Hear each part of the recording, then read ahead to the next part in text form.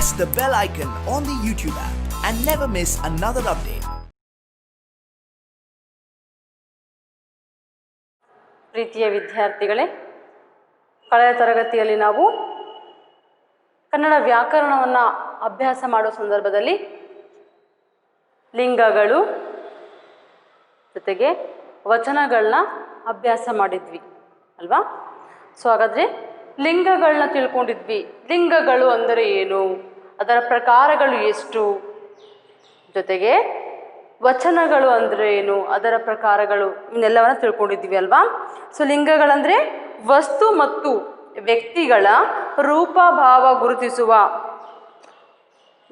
ನಾವು ಲಿಂಗಗಳು ಅಂತೇಳ್ಬಿಟ್ಟು ಕರಿತೀವಿ. ಅದೇ ರೀತಿಯಾಗಿ ಲಿಂಗಗಳಲ್ಲಿ ನಾವು 3 ರೀತಿಯ ಪ್ರಕಾರಗಳನ್ನ ನೋಡಿದ್ವಿ. ಸ್ತ್ರೀಲಿಂಗ, ಪುಲ್ಲಿಂಗ ಮತ್ತು ನಪುಂಸಕಲಿಂಗ ಅಂತೇಳಿ. ಅದೇ ರೀತಿಯಾಗಿ ವಚನಗಳನ್ನು ಕೂಡ ತಿಳ್ಕೊಂಡಿದ್ವಿ. ಅದರಲ್ಲಿ 2 ಪ್ರಕಾರಗಳನ್ನ ಕಾಣ್ತೇವೆ. ಒಂದು ಏಕವಚನ, ಇನ್ನೊಂದು ಬಹುವಚನ. ಹೀಗೆ ವಚನಗಳು ಮತ್ತು ಲಿಂಗಗಳು ತಿಳ್ಕೊಂಡಿದ್ವಿ.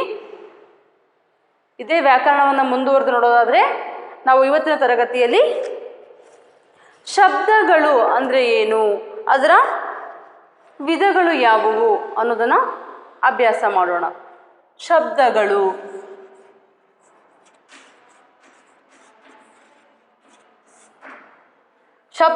ಅಂದರೆ ಏನಪ್ಪ ಅಂದರೆ ಅರ್ಥಪೂರ್ಣವಾದ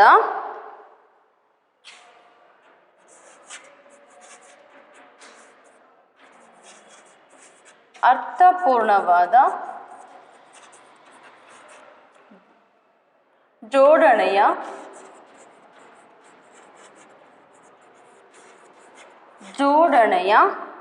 ರೂಪವನ್ನು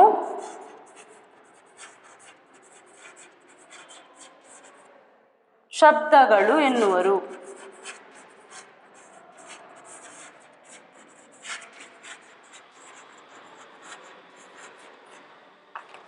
ಅರ್ಥಪೂರ್ಣವಾದ ಜೋಡಣೆಯ ರೂಪವನ್ನು ಇಲ್ಲಿ ನಾವು ಶಬ್ದಗಳು ಅಂತ ಹೇಳ್ಬಿಟ್ಟು ಕರಿತೀವಿ. ಶಬ್ದಗಳಲ್ಲಿ 2 ರೀತಿಯ ಪ್ರಕಾರಗಳನ್ನ ನಾವು ನೋಡ್ತೀವಿ. ಒಂದು ದೇಶೀಯ ಶಬ್ದಗಳು, ಇನ್ನೊಂದು ಅನ್ಯ ದೇಶೀಯ ಶಬ್ದಗಳು. ಇದರಲ್ಲಿ ನಾವು 2 ಪ್ರಕಾರಗಳನ್ನ ನೋಡ್ತೀವಿ.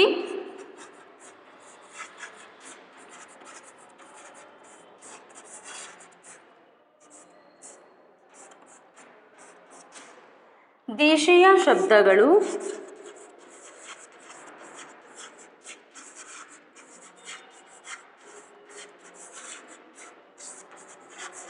ಇದನ್ನ ದೇಶೀಯ ಶಬ್ದಗಳು ಅಂತಲೂ ಹೇಳ್ಬೋದು. ಎರಡನೇದು ಅನ್ಯ ದೇಶೀಯ ಶಬ್ದಗಳು.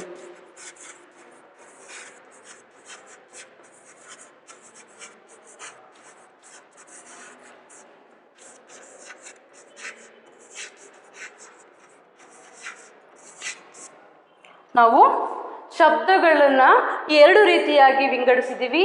ಮೊದಲನೇದು ದೇಶೀಯ ಶಬ್ದಗಳು, ಇನ್ನೊಂದು ಅನ್ಯ ದೇಶೀಯ ಶಬ್ದಗಳು ಅಂತೇಳಿ. ದೇಶೀಯ ಅಂತಲೂ ಕರಿಬೋದು, ಜೊತೆಗೆ ಅನ್ಯ ದೇಶೀಯ ಶಬ್ದಗಳು ಅಂತಲೂ ಸಹ ಇಲ್ಲಿ ಕರೀತಾರೆ. ಹಾಗಾದರೆ ದೇಶೀಯ ಶಬ್ದಗಳು ಅಂದರೆ ಏನಪ್ಪ? ಕನ್ನಡ ಭಾಷೆಯಲ್ಲಿರುವ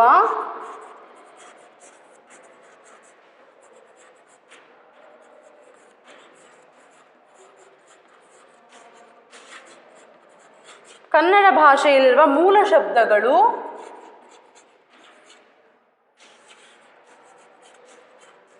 ಶಬ್ದಗಳು ಅಥವಾ ಅಚ್ಚಗನ್ನಡ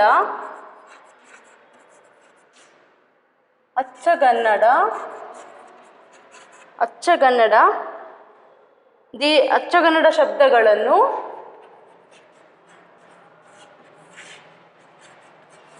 ಇಲ್ಲಿ ನಾವು ದೇಶೀಯ ಶಬ್ದಗಳು ಅಂತ ಹೇಳ್ಬಿಟ್ಟು ಕರಿತೀವಿ. ದೇಶೀಯ ಶಬ್ದಗಳು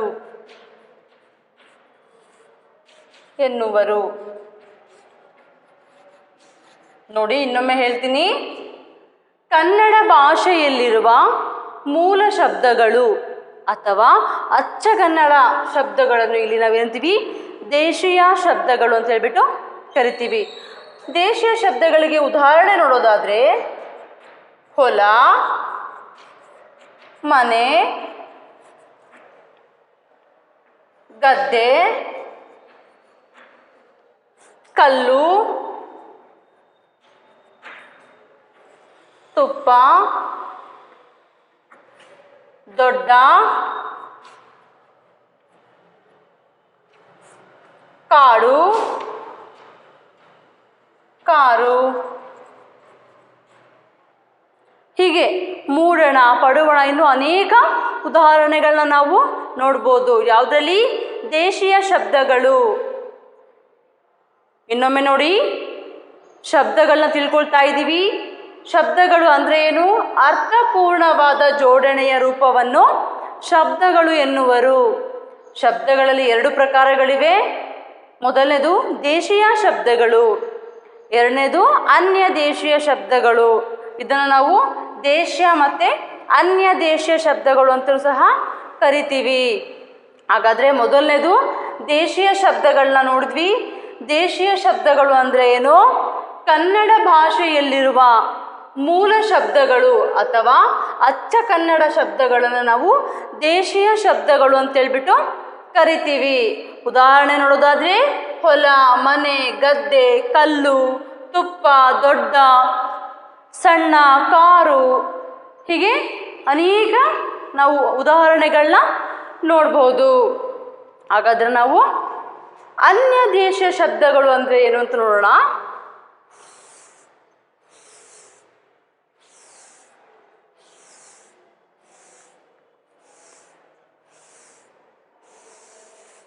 ಅನ್ಯ ದೇಶೀಯ ಶಬ್ದಗಳು ಅಂದರೆ ಏನು?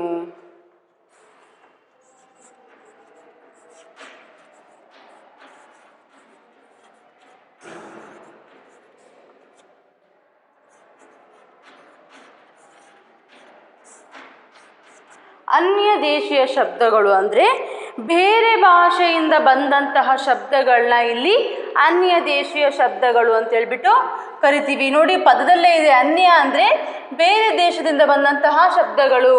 ಬೇರೆ ಭಾಷೆಯಿಂದ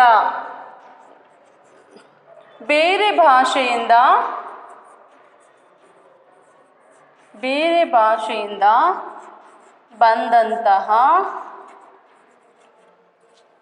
ಶಬ್ದಗಳನ್ನು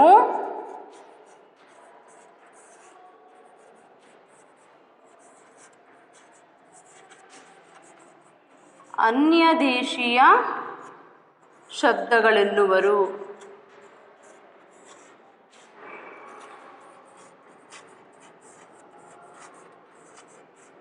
ಉದಾಹರಣೆ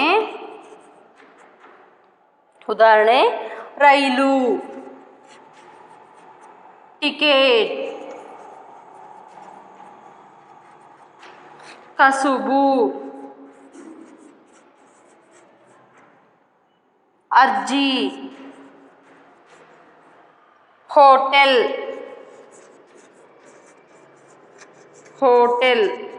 ಪೆಟ್ರೋಲ್,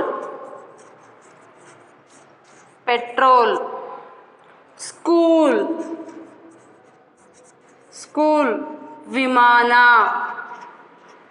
ಬ್ಯಾಂಕ್, ಕ್ರಿಕೆಟ್, ಹೀಗೆ ಸಾಕಷ್ಟು ಉದಾಹರಣೆಗಳನ್ನ ನಾವು ನೋಡ್ಬೋದು ಅನ್ಯ ದೇಶೀಯ ಶಬ್ದಗಳಲ್ಲಿ. ಹಾಗಾದರೆ ಇನ್ನೊಮ್ಮೆ ಹೇಳ್ತೀನಿ ನೋಡಿ. ಅನ್ಯ ದೇಶೀಯ ಶಬ್ದಗಳು ಅಂದರೆ ಏನಪ್ಪ? ಬೇರೆ ಭಾಷೆಯಿಂದ ಬಂದಂತಹ ಶಬ್ದಗಳನ್ನು ಇಲ್ಲಿ ನಾವು ಅನ್ಯ ದೇಶೀಯ ಶಬ್ದಗಳು ಅಂತೇಳ್ಬಿಟ್ಟು ಕರಿತೀವಿ. ಅಂದರೆ ಬೇರೆ ಭಾಷೆ ಅಂದರೆ ಯಾವ್ಯಾವ ಭಾಷೆ? ಮರಾಠ ಇರ್ಬೋದು, ತುಳು ಇರ್ಬೋದು, ಪೋರ್ಚುಗೀಸ್ ಇರ್ಬೋದು, ಪಾರ್ಸಿ ಭಾಷೆ ಇರ್ಬೋದು. ಹೀಗೆ ಅನೇಕ ಭಾಷೆಗಳಿಂದ ಬಂದಂತಹ ಪದಗಳನ್ನ ನಾವಿಲ್ಲಿ ಏನಂತ ಹೇಳ್ತೀವಿ? ಅನ್ಯ ದೇಶೀಯ ಪದಗಳು ಅಂತ ಹೇಳ್ಬಿಟ್ಟು ಕರಿತೀವಿ. ಉದಾಹರಣೆ ನೋಡೋದಾದರೆ ರೈಲು, ಟಿಕೆಟ್, ಕಸುಬು, ಅರ್ಜಿ, ಹೋಟೆಲ್, ಪೆಟ್ರೋಲ್, ಸ್ಕೂಲ್, ವಿಮಾನ, ಬ್ಯಾಂಕ್, ಕ್ರಿಕೆಟ್, ಇನ್ನು ಮುಂತಾದ ಉದಾಹರಣೆಗಳನ್ನ ನಾವಿಲ್ಲಿ ನೋಡ್ಬೋದು. ಹಾಗಾದರೆ ಶಬ್ದಗಳು ಅಂದ್ರೇನು ಅಂತ ತಿಳ್ಕೊಂಡ್ರಿ? ಅದರಲ್ಲಿ 2 ಪ್ರಕಾರಗಳಿವೆ. ಒಂದು ದೇಶೀಯ ಶಬ್ದಗಳು, ಇನ್ನೊಂದು ಅನ್ಯ ದೇಶೀಯ ಶಬ್ದಗಳನ್ನ ಸಹ ನೀವು ತಿಳ್ಕೊಂಡ್ರಿ. ಹಾಗಾದರೆ ನಂತರ ಈ ದೇಶೀಯ ಮತ್ತು ಅನ್ಯ ದೇಶೀಯ ಪದಗಳ ಎರವಲಾಗಿ ಪಡೆದಿರ್ತಕ್ಕಂಥ ಇನ್ನೊಂದು ಪದಗಳು ಯಾವಪ್ಪ ಅಂದರೆ ತತ್ಸಮ ತದ್ಭವಗಳು ಅಂತೇಳ್ಬಿಟ್ಟು. ಹಾಗಾದರೆ ನಾವಿವಾಗ ತತ್ಸಮ ಅಂದರೆ ಏನು, ತದ್ಭವ ಅಂದರೆ ಅಂತೇಳ್ಬಿಟ್ಟು ನೋಡೋಣ.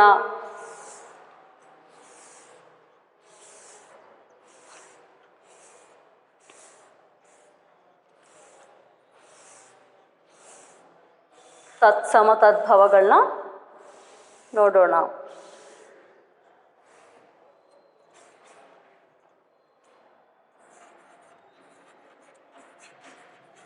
ತತ್ಸಮ ತದ್ಭವಗಳು. ಇಲ್ಲಿ ತತ್ಸಮ ಅಂದ್ರೇನು ಅಂತ ನೋಡೋಣ. ಮೊದಲನೇದಾಗಿ ತತ್ಸಮ ಅಂದ್ರೆ ತತ್ ಅಂದ್ರೆ ಏನು, ತತ್ಸಮ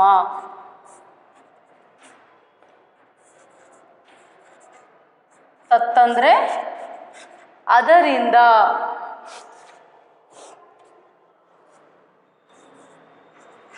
ಅದಕ್ಕೆ ಅದಕ್ಕೆ ಯಾವುದಕ್ಕೆ, ಸಂಸ್ಕೃತ ಪದಕ್ಕೆ. ಸಮ ಅಂದರೆ ಸಮನಾದುದು.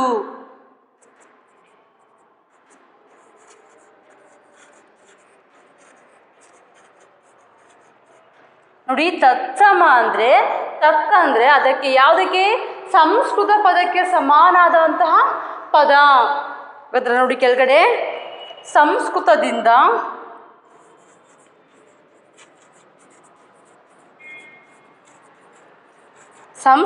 ಬದಲಾವಣೆ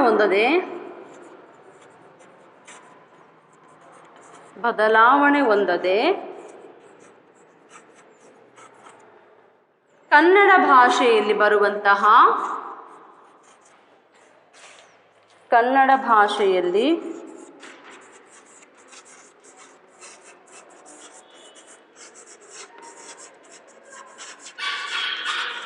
ಬರುವಂತಹ ಶಬ್ದಗಳನ್ನು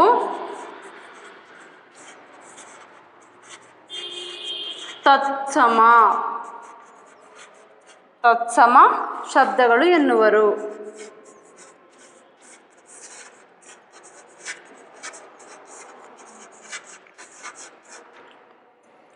ಉದಾಹರಣೆ ನೋಡೋದಾದ್ರೆ ರಾಮ,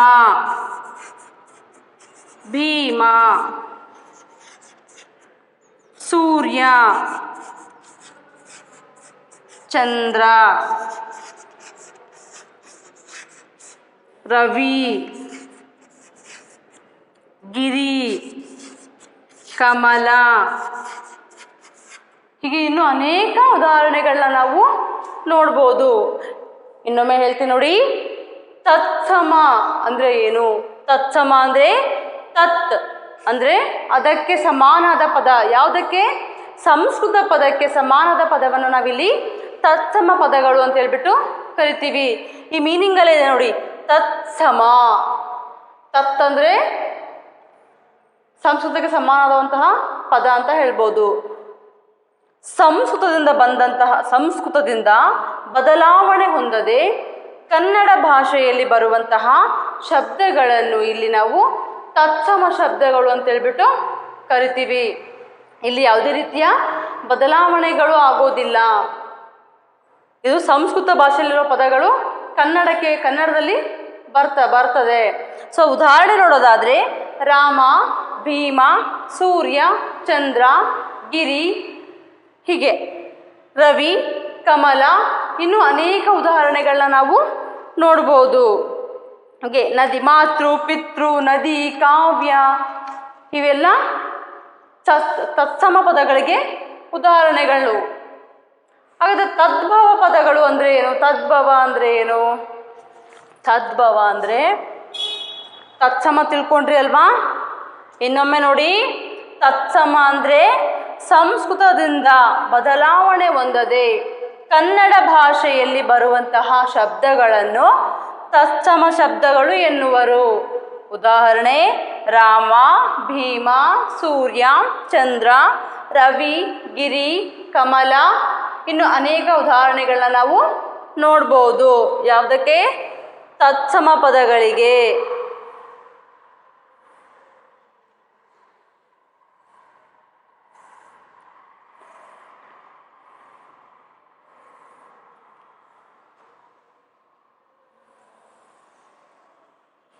ನಂತರ ನಾವು ತದ್ಭವ ನೋಡೋಣ. ತದ್ಭವಗಳು.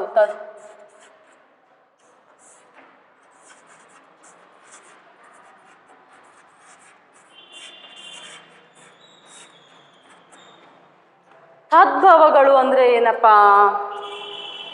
ತತ್ ಅಂದ್ರೆ ಅದರಿಂದ. ಯಾವುದರಿಂದ? ಸಂಸ್ಕೃತದಿಂದ. ಸಂಸ್ಕೃತ ಪದದಿಂದ.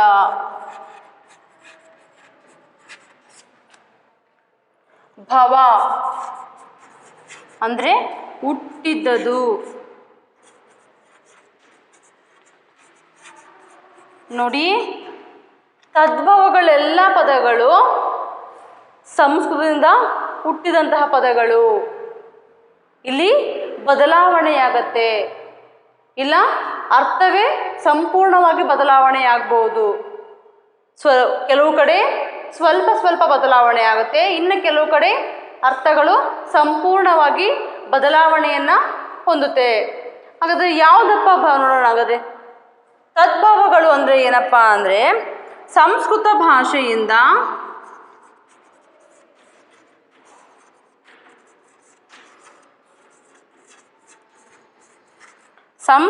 ಭಾಷೆಯಿಂದ ಕನ್ನಡಕ್ಕೆ ಬರುವಾಗ ಅಲ್ಪ ಸ್ವಲ್ಪ ಬದಲಾವಣೆ ಹೊಂದಿ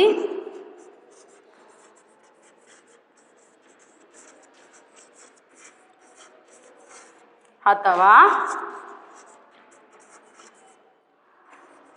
ಪೂರ್ಣ ಪ್ರಮಾಣದಲ್ಲಿ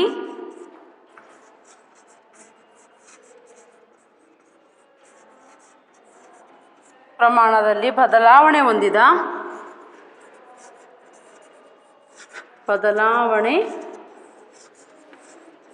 ಹೊಂದಿದ ಶಬ್ದಗಳನ್ನು ತದ್ಭವಗಳು ಎನ್ನುವರು.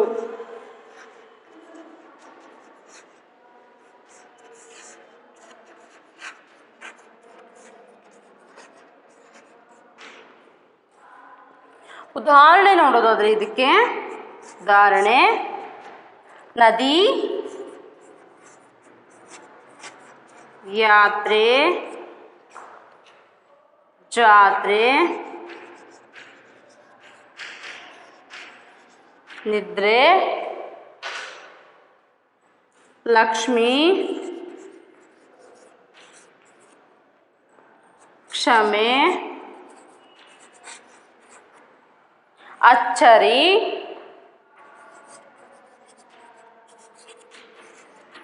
ಹೀಗೆ ಇನ್ನು ಸಾಕಷ್ಟು ಉದಾಹರಣೆಗಳನ್ನ ನಾವು ನೋಡ್ಬೋದು. ತತ್ಸಮಗಳನ್ನ ತಿಳ್ಕೊಂಡಿದ್ದೀರಾ? ತದ್ಭವಗಳು ಅಂದರೆ ಏನು ಅಂತ ನೋಡಿ ಇನ್ನೊಂದ್ಸರಿ ಹೇಳ್ತೀನಿ. ತದ್ಭವಗಳು, ತತ್ ಅಂದರೆ ಅದರಿಂದ ಹುಟ್ಟಿದುದು. ಯಾವುದರಿಂದ? ಸಂಸ್ಕೃತದಿಂದ ಹುಟ್ಟಿದಂತಹ ಪದಗಳಿಗೆ ನಾವಿಲ್ಲಿ ತದ್ಭವಗಳು ಅಂತ ಹೇಳ್ಬಿಟ್ಟು ಕರಿತೀವಿ. ಸಂಸ್ಕೃತ ಭಾಷೆಯಿಂದ ಕನ್ನಡಕ್ಕೆ ಬರುವಾಗ ಅಲ್ಪ ಸ್ವಲ್ಪ ಬದಲಾವಣೆ ಹೊಂದಿ, ನಾನು ನಿಮಗೆ ಮೊದಲೇ ಹೇಳಿದ್ದೆ, ತದ್ಭವಗಳಲ್ಲಿ ಅಲ್ಪ ಸ್ವಲ್ಪ ಬದಲಾವಣೆಯನ್ನು ಕಾಣ್ಬೋದು, ಇಲ್ಲ ಅಂದರೆ ಸಂಪೂರ್ಣ ಪ್ರಮಾಣದಲ್ಲಿ ಬದಲಾವಣೆಯನ್ನು ಸಹ ನಾವಿಲ್ಲಿ ಕಾಣ್ಬೋದಾಗಿದೆ. ಬದಲಾವಣೆ ಹೊಂದಿ ಅಥವಾ ಪೂರ್ಣ ಪ್ರಮಾಣದಲ್ಲಿ ಬದಲಾವಣೆ ಹೊಂದಿದ ಶಬ್ದಗಳನ್ನು ನಾವಿಲ್ಲಿ ತದ್ಭವಗಳು ಅಂತ ಹೇಳ್ಬಿಟ್ಟು ಕರಿತೀವಿ. ಉದಾಹರಣೆ ನೋಡೋದಾದರೆ ನದಿ, ಯಾತ್ರೆ, ಜಾತ್ರೆ, ನಿದ್ರೆ, ಲಕ್ಷ್ಮಿ, ಕ್ಷಮೆ, ಅಚ್ಚರಿ, ಇನ್ನು ಸಾಕಷ್ಟು ಉದಾಹರಣೆಗಳನ್ನ ನಾವಿಲ್ಲಿ ನೋಡ್ಬೋದು. ತತ್ಸಮ ತದ್ಭವಗಳು ಅಂದ್ರೇನು ಅಂತ ಹೇಳ್ಬಿಟ್ಟು ನೀವು ತಿಳ್ಕೊಂಡ್ರಿ. ಇನ್ನೂ ಸ್ವಲ್ಪ ಉದಾಹರಣೆಗಳನ್ನ ನೋಡೋದಾದರೆ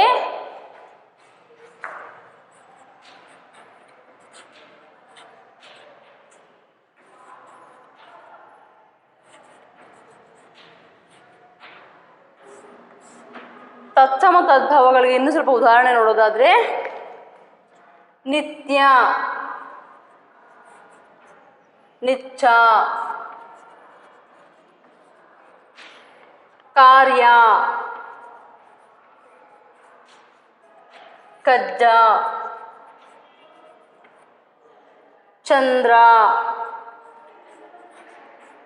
ಚಂದಿರ, ವಿಜ್ಞಾನ, ಭಿನ್ನಣ. ನೋಡಿ, ಕೆಲವೊಂದು ಪದಗಳಲ್ಲಿ ಸ್ವಲ್ಪ ಸ್ವಲ್ಪ ಬದಲಾವಣೆಯನ್ನು ಕಾಣ್ತೀವಿ. ಇಲ್ಲಿ ವಿಜ್ಞಾನ ಪದಗಳಲ್ಲಿ ಸಂಪೂರ್ಣವಾಗಿ ನಾವು ಬದಲಾವಣೆಯನ್ನು ಕಾಣ್ತಾ ಇದ್ದೀವಲ್ವಾ. ಭಿನ್ನಣ, ಆರ್ಯ, ಅಜ್ಜ,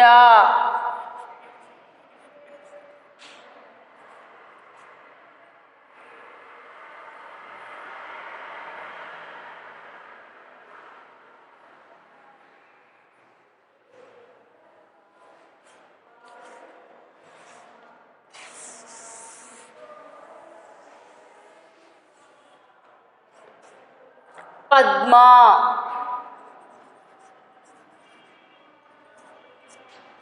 ಪದುಮ,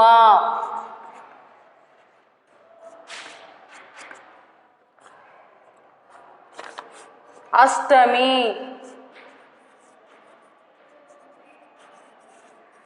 ಅಟ್ಟಮಿ, ಅಕ್ಷರ, ಅಕ್ಕರ, ಆಕಾಶ,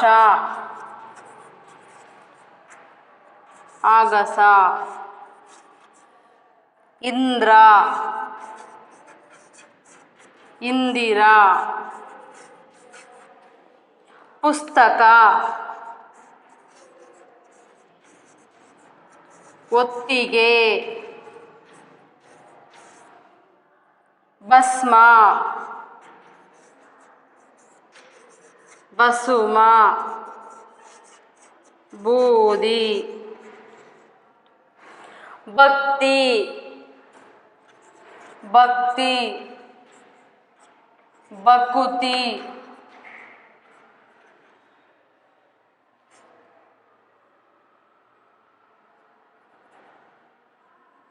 ಭಕುತಿ, ಲಕ್ಷ್ಮಿ, ಲಕುಮಿ. ಇನ್ನು ಸಾಕಷ್ಟು ಉದಾಹರಣೆಗಳನ್ನ ನಾವು ಇಲ್ಲಿ ನೋಡ್ಬೋದು. ನಿತ್ಯ, ನಿಚ್ಚ, ಕಾರ್ಯ, ಕಜ್ಜ, ಚಂದ್ರ, ಚಂದಿರ, ವಿಜ್ಞಾನ, ಭಿನ್ನಣ, ಆರ್ಯ, ಅಜ್ಜ, ಅಷ್ಟಮಿ, ಅಟ್ಟಮಿ, ಪದ್ಮ, ಪದುಮ, ಅಕ್ಷರ, ಅಕ್ಕರ, ಆಕಾಶ, ಆಗಸ, ಇಂದ್ರ, ಇಂದಿರ, ಪುಸ್ತಕ, ಹೊತ್ತಿಗೆ, ಭಸ್ಮ, ಬಸುಮ, ಬೂದಿ, ಭಕ್ತಿ, ಭಕುತಿ. ಹೀಗೆ ಸಾಕಷ್ಟು ಉದಾಹರಣೆಗಳನ್ನ ನಾವು ನೋಡ್ಬೋದಾಗಿದೆ. ಹಾಗಾದರೆ ನೀವು ಶಬ್ದಗಳನ್ನ ತಿಳ್ಕೊಂಡ್ರಿ, ದೇಶೀಯ ಶಬ್ದಗಳು, ಅನ್ಯ ದೇಶೀಯ ಶಬ್ದಗಳನ್ನು ತಿಳ್ಕೊಂಡ್ರಿ, ಅವುಗಳಿಗೆ ಉದಾಹರಣೆಗಳನ್ನು ಸಹ ನಾನು ತಿಳಿಸಿದ್ದೀನಿ. ಜೊತೆಗೆ ತತ್ಸಮ ತದ್ಭವಗಳನ್ನು ಸಹ ನೀವು ಸಾಕಷ್ಟು ಉದಾಹರಣೆಗಳೊಂದಿಗೆ ನೀವು ತಿಳ್ಕೊಂಡ್ರಿ. ನಂತರ ನಾಮಪದ ಅಂದರೆ ಏನು? ನಾಮಪದಗಳನ್ನ ನೋಡೋಣ.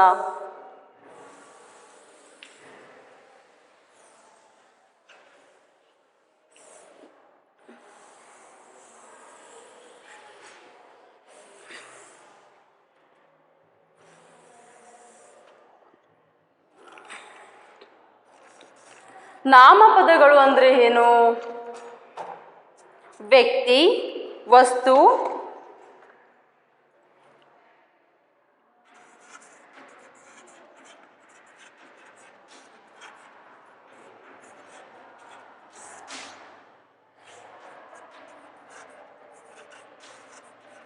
ವ್ಯಕ್ತಿ,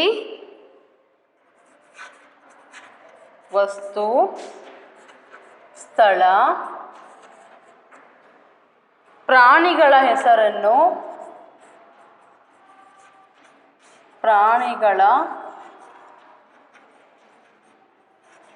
ಹೆಸರನ್ನು ಸೂಚಿಸುವ ಪದಗಳಿಗೆ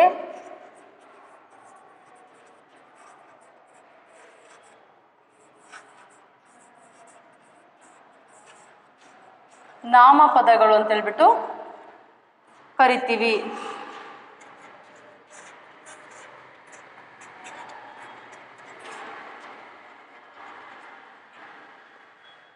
ನಾಮಪದಗಳು ಅಂದ್ರೇನು? ವ್ಯಕ್ತಿ, ವಸ್ತು, ಸ್ಥಳ, ಪ್ರಾಣಿಗಳ ಹೆಸರನ್ನು ಸೂಚಿಸುವ ಪದಗಳಿಗೆ ಇಲ್ಲಿ ನಾಮಪದಗಳು ಅಂತ ಹೇಳ್ಬಿಟ್ಟು ಕರಿತೀವಿ. ಉದಾಹರಣೆ ನೋಡೋದಾದ್ರೆ ಮಂಡ್ಯ,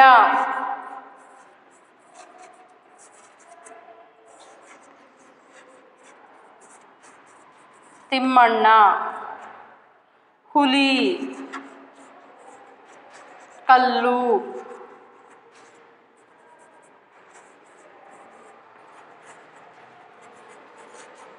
ನೋಡಿ ಇಲ್ಲಿ ಹೆಸರೇ ಹೇಳೋ ಹಾಗೆ ವ್ಯಕ್ತಿಯ ಹೆಸರನ್ನು ಸೂಚಿಸಬಹುದು, ವಸ್ತುಗಳ ಹೆಸರನ್ನು ಸೂಚಿಸೋದಂತ ಇರ್ಬೋದು, ಸ್ಥಳ ಹಾಗೆ ಪ್ರಾಣಿಗಳ ಹೆಸರನ್ನ ಸೂಚಿಸುವ ಪದಗಳಿಗೆ ಇಲ್ಲಿ ನಾವು ನಾಮಪದಗಳು ಅಂತ ಹೇಳ್ಬಿಟ್ಟು ಕರಿತೀವಿ. ನೋಡಿ ಇಲ್ಲೇ ಇದೆ, ಮಂಡ್ಯ ಅನ್ನೋದು ಒಂದು ಸ್ಥಳದ ಹೆಸರು, ಜೊತೆಗೆ ತಿಮ್ಮಣ್ಣ ಅನ್ನೋದು ಒಂದು ವ್ಯಕ್ತಿಯ ಹೆಸರು, ಹುಲಿ ಅನ್ನೋದು ಪ್ರಾಣಿಯ ಹೆಸರು, ಕಲ್ಲು ಅನ್ನೋದು ಒಂದು ವಸ್ತುವಿನ ಹೆಸರು. ಹೀಗೆ ಒಟ್ಟಾರೆಯಾಗಿ ನಾವು ಇದನ್ನು ನಾಮಪದಗಳು ಅಂತೇಳ್ಬಿಟ್ಟು ಕರಿತೀವಿ. ಈ ನಾಮಪದಗಳಲ್ಲಿ ನಾವು 3 ರೀತಿಯಾಗಿ ನಾವು ನೋಡ್ಬೋದು.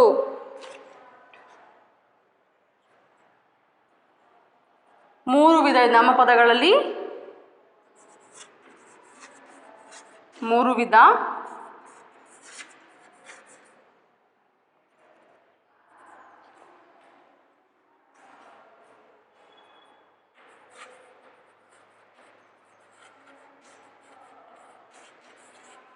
ನಾಮಪದಗಳು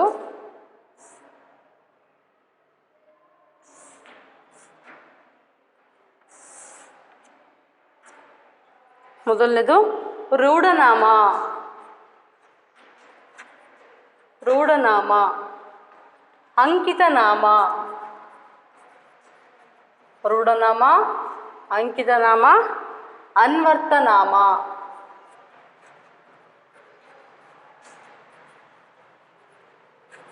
ನೋಡಿ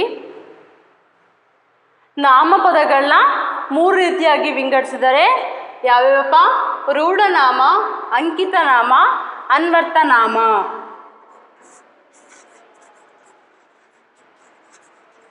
ರೂಢನಾಮ, ಅಂಕಿತನಾಮ,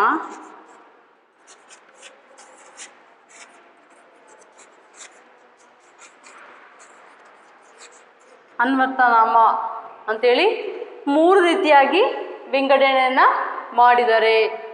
ಹಾಗಾದರೆ ನಾಮಪದಗಳು ಅಂದರೆ ಏನಪ್ಪ? ವ್ಯಕ್ತಿ, ವಸ್ತು, ಸ್ಥಳ, ಪ್ರಾಣಿಗಳ ಹೆಸರನ್ನು ಸೂಚಿಸುವ ಪದಗಳಿಗೆ ಇಲ್ಲಿ ನಾವು ನಾಮಪದಗಳು ಅಂತೇಳ್ಬಿಟ್ಟು ಕರಿತೀವಿ. ಉದಾಹರಣೆ ಮಂಡ್ಯ, ತಿಮ್ಮಣ್ಣ, ಹುಲಿ, ಕಲ್ಲು ಇತ್ಯಾದಿ. ಆದರೆ ನಾಮಪದಗಳಲ್ಲಿ 3 ಪ್ರಕಾರಗಳಿವೆ. ಯಾವ್ಯಾವಪ್ಪ ಅಂದರೆ, ಒಂದು ರೂಢನಾಮ, ಅಂಕಿತನಾಮ, ಅನ್ವರ್ತನಾಮ. 3 ರೀತಿಯಾಗಿ ವಿಂಗಡಿಸಿದರೆ ಮತ್ತೊಮ್ಮೆ ಹೇಳ್ತೀನಿ ನೋಡಿ. ರೂಢನಾಮ, ಅಂಕಿತನಾಮ, ಅನ್ವರ್ತನಾಮ. ಹಾಗಾದರೆ ನಾವು ಇಲ್ಲಿ ರೂಢನಾಮ ಅಂದರೆ ಏನು?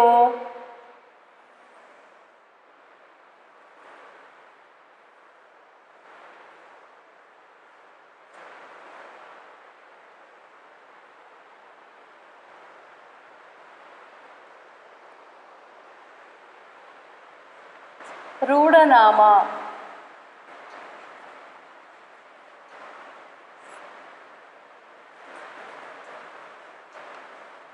ರೂಢಿಯಿಂದ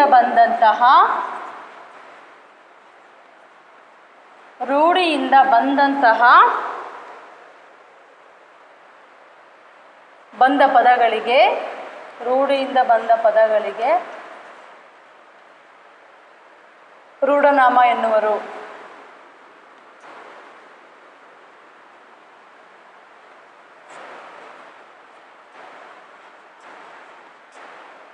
ಉದಾಹರಣೆ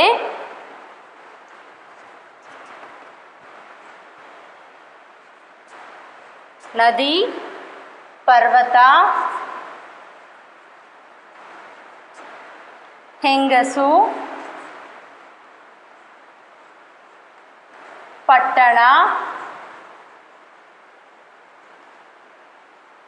ಪಟ್ಟಣ, ದೇಶ ಇತ್ಯಾದಿ. ಹಾಗಾದರೆ ಅಂಕಿತ ನಾಮ ಅಂತ ಅಂದರೆ ಏನು?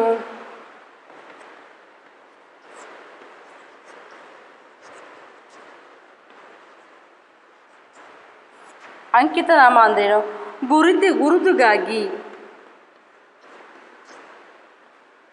ಗುರುತಿಗಾಗಿ ಹಾಗೂ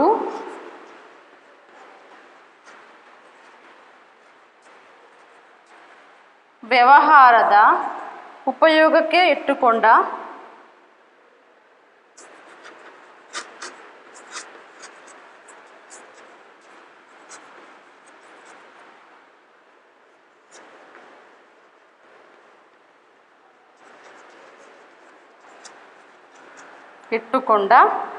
ಹೆಸರುಗಳೆಲ್ಲ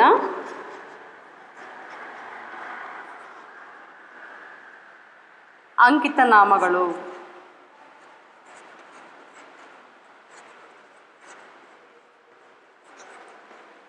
ಉದಾಹರಣೆ, ಕೂಡಲ ಸಂಗಮ ದೇವ,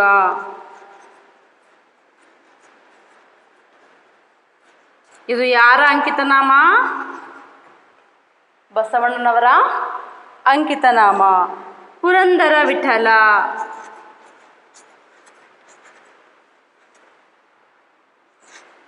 ಇಲ್ಲಿ ಏನಾಗಿದೆಯಪ್ಪ ಅಂದ್ರ ಮನೆತನದ ಹೆಸರುಗಳು.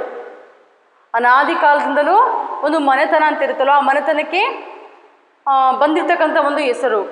ಈಗ ಸರ್ನೇಮ್ಗಳಾಗಿರ್ಬೋದು ಅಲ್ವಾ, ಹಾಗೆ ಮನೆತನದಲ್ಲಿ ಹಿರಿಯರ ಹೆಸರುಗಳನ್ನೇ ಆಗಿರ್ಬೋದು, ಆ ಮನೆಗಳ ಹೆಸರೇ ಆಗಿರ್ಬೋದು, ಆ ಊರಿನ ಹೆಸರೇ ಆಗಿರ್ಬೋದು.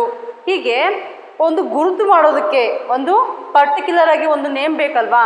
ಸೊ ಹಾಗಾಗಿ ನೋಡಿ, ಗುರುತಿಗಾಗಿ ಅಥವಾ ವ್ಯವಹಾರದ ದೃಷ್ಟಿಯಿಂದ ಅದು ವ್ಯವಹಾರದ ಉಪಯೋಗಕ್ಕಾಗಿ ಇಟ್ಕೊಂಡಿರುತ್ತೆ ಹೆಸರುಗಳನ್ನ ನಾವು ಇಲ್ಲಿ ಏನಂತೀವಿ? ಅಂಕಿತ ನಾಮಗಳು ಅಂತ ಹೇಳ್ಬಿಟ್ಟು ಕರಿತೀವಿ. ಉದಾಹರಣೆ ನೀವು ನೋಡ್ಬೋದು, ಉತ್ತರ ಕನ್ನಡ ಹೋಗ್ಬಿಟ್ರೆ ನಮಗೆ ಜಾಸ್ತಿ ಏನು ಸಿಗುತ್ತಪ್ಪ ಅಂದರೆ, ಸಾಕಷ್ಟು ಉತ್ತರ ಕರ್ನಾಟಕದಲ್ಲಿ ಅವರ ಮನೆತನದ ಹೆಸರುಗಳು ಇಟ್ಕೊಂಡಿರ್ತಾರೆ, ಅಂದರೆ ಸರ್ನೇಮ್ಸ್ಗಳು ಇರ್ತವಲ್ವಾ. ಸೊ ಹೇಗೆ ಉಳ್ಳಾಗಡ್ಡಿ, ದೊಡ್ಡ ಮನಿ, ಸಣ್ಣ ಮನಿ, ಹಂಚಿನ ಮನಿ, ಮಾಳ್ಗಿ ಮನಿ, ಹೀಗೆ ಸಾಕಷ್ಟು ಅವರ ಮನೆತನದ ಹೆಸರುಗಳಿರ್ತವೆ. ಅವುಗಳನ್ನ ಅವರು ಏನು ಮಾಡ್ತಾರೆ, ತಮ್ಮ ಹೆಸರನ್ನ ಮುಂದೆ ಸೇರಿಸ್ಕೊಂಡು ಹೇಳ್ತಾರೆ. ಸೊ ಅದು ವ್ಯವಹಾರಕ್ಕೂ ಇರ್ಬೋದು ಅಥವಾ ಒಂದು ಐಡೆಂಟಿಫಿಕೇಶನ್ ಅಂದರೆ ಅವರ ಗುರುತಿಗಾಗಿ ಆದರೂ ಇರ್ಬೋದು. ಅಂತಹ ಹೆಸರುಗಳನ್ನ ನಾವಿಲ್ಲಿ ಏನಂತೀವಿ? ಅಂಕಿತ ನಾಮಗಳು ಅಂತ ಹೇಳ್ಬಿಟ್ಟು ಕರಿತೀವಿ. ಇನ್ನೊಂದು ಮೂರನೇದು ನೋಡೋದಾದರೆ ಅನ್ವರ್ಥ ನಾಮ.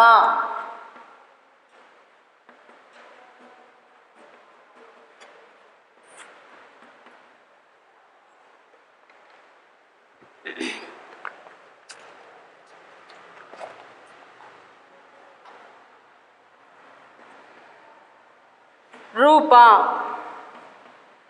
ಗುಣ, ವೃತ್ತಿ, ಸ್ವಭಾವಾದಿ ವಿಶೇಷವಾದ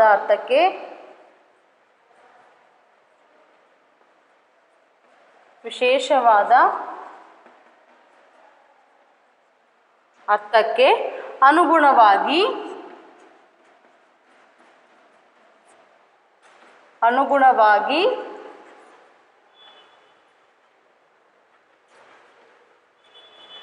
ಇಟ್ಟುಕೊಂಡ ಹೆಸರುಗಳೆಲ್ಲ ಇಲ್ಲೇನು? ಅನ್ವರ್ಥ ನಾಮಗಳು. ಯಾವುದಕ್ಕೆ? ಉದಾಹರಣೆ ನೋಡೋದಾದ್ರೆ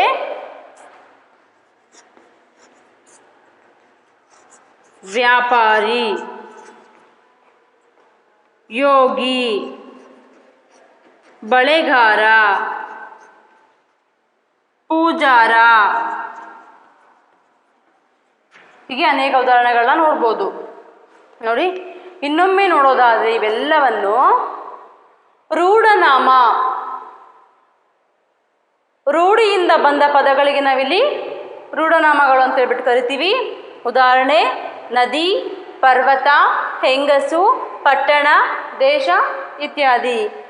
ಇನ್ನು ಅಂಕಿತನಾಮ ಅಂದ್ರೇನು? ಗುರುತಿಗಾಗಿ ಹಾಗೂ ವ್ಯವಹಾರದ ಉಪಯೋಗಕ್ಕಾಗಿ ಇಟ್ಟುಕೊಂಡಂತಹ ಹೆಸರುಗಳೆಲ್ಲ ಅಂಕಿತನಾಮಗಳು. ಉದಾಹರಣೆ ಕೂಡಲ ಸಂಗಮ ದೇವ, ಪುರಂದರ ವಿಠಲ, ಹಾಗೆ ಗಂಗಾ, ಬ್ರಹ್ಮಪುತ್ರ, ಭಾರತ, ಹೀಗೆ ಅನೇಕ ಉದಾಹರಣೆಗಳನ್ನ ನಾವು ಇಲ್ಲಿ ನೋಡ್ಬೋದು. ಮೂರನೇದಾಗಿ ಅನ್ವರ್ಥನಾಮ, ರೂಪ, ಗುಣ, ವೃತ್ತಿ, ಸ್ವಭಾವಾದಿ ವಿಶೇಷವಾದ ಅರ್ಥಕ್ಕೆ ಅನುಗುಣವಾಗಿ ಇಟ್ಟುಕೊಂಡಂತಹ ಹೆಸರುಗಳೆಲ್ಲವೂ ಇಲ್ಲಿ ಅನ್ವರ್ಥನಾಮಗಳಾಗ್ತವೆ. ಉದಾಹರಣೆ ವ್ಯಾಪಾರಿ, ನಾವು ಅವನ ಉದ್ಯೋಗದ ಮೇಲೆ ಇಲ್ಲಿ ಗುರುತಿಸ್ತಾ ಇದ್ದೀವಿ. ಯೋಗಿ, ಅವನ ಗುಣದ ಮೇಲೆ ಇಲ್ಲಿ ಗುರುತಿಸ್ತಾ ಇದ್ದೀವಿ. ಬಳೆಗಾರ, ಅವನ ವೃತ್ತಿ ನೋಡಿ, ಅವನು ವೃತ್ತಿಯಲ್ಲಿ ಅವನು ಬಳೆಗಾರ. ಪೂಜಾರ, ಶಿಕ್ಷಕ, ಹೀಗೆ ಸಾಕಷ್ಟು ಉದಾಹರಣೆಗಳನ್ನ ನೋಡ್ಬೋದು. ವಿದ್ಯಾರ್ಥಿ, ಅವರ ರೂಪ, ಗುಣ, ವೃತ್ತಿ, ಸ್ವಭಾವಾದಿ ವಿಶೇಷವಾದ ಅರ್ಥಕ್ಕೆ ನಾವಿಲ್ಲಿ ಅನ್ವರ್ಥನಾಮ ಅಂತ ಹೇಳ್ಬಿಟ್ಟು ಕರಿತೀವಿ. ಹಾಗಾದರೆ ನಾಮಪದಗಳಲ್ಲಿ ಮೂರು ರೀತಿಯಾಗಿ ನೋಡ್ತೀವಿ. ಒಂದು ರೂಢನಾಮ, ಅಂಕಿತನಾಮ, ಇನ್ನೊಂದು ಅನ್ವರ್ಥನಾಮ. ಈ ಮೂರನ್ನು ನೀವು ಅಭ್ಯಾಸ ಮಾಡಿದ್ದೀರಾ. ಹಾಗಾದರೆ ಇಂದಿನ ತರಗತಿಯಲ್ಲಿ ನಾವು ಏನೆಲ್ಲ ತಿಳ್ಕೊಂಡ್ವಿ? ತತ್ಸಮ ತದ್ಭವಗಳನ್ನ ತಿಳ್ಕೊಂಡ್ವಿ, ಜೊತೆಗೆ ಶಬ್ದಗಳನ್ನ ತಿಳ್ಕೊಂಡ್ವಿ. ಶಬ್ದಗಳಲ್ಲಿ ಎರಡು ರೀತಿಯ ಭಾಗಗಳನ್ನ ನೋಡಿದ್ವಿ. ದೇಶೀಯ ಶಬ್ದಗಳು, ಇನ್ನೊಂದು ಅನ್ಯ ದೇಶೀಯ ಶಬ್ದಗಳನ್ನ ತಿಳ್ಕೊಂಡ್ವಿ. ತತ್ಸಮ ತದ್ಭವಗಳನ್ನ ನೋಡಿದ್ವಿ. ಜೊತೆಗೆ ನಾಮಪದಗಳ ಪ್ರಕಾರಗಳನ್ನ ಸಹ ನಾವು ತಿಳ್ಕೊಂಡಿದ್ದೀವಿ. ಮುಂದಿನ ತರಗತಿಯಲ್ಲಿ ಇನ್ನೂ ಹೆಚ್ಚು ವಿಷಯವನ್ನು ನಾವು ಅಭ್ಯಾಸ ಮಾಡೋಣ. ಧನ್ಯವಾದಗಳು.